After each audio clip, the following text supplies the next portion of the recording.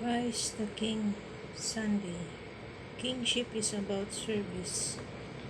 Jesus teaches us that enduring hardships, suffering, and pain until death without fighting back or complaining or uttering bad words is service. It serves to fulfill God's plan for our salvation. We can only sympathize with him for being falsely accused, leading to his mistrial.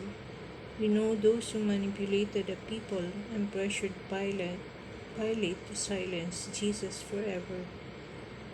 But if we go beyond appearances, something is being communicated to us. Kingship is service.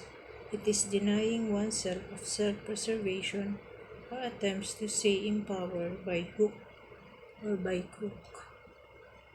Please like and subscribe.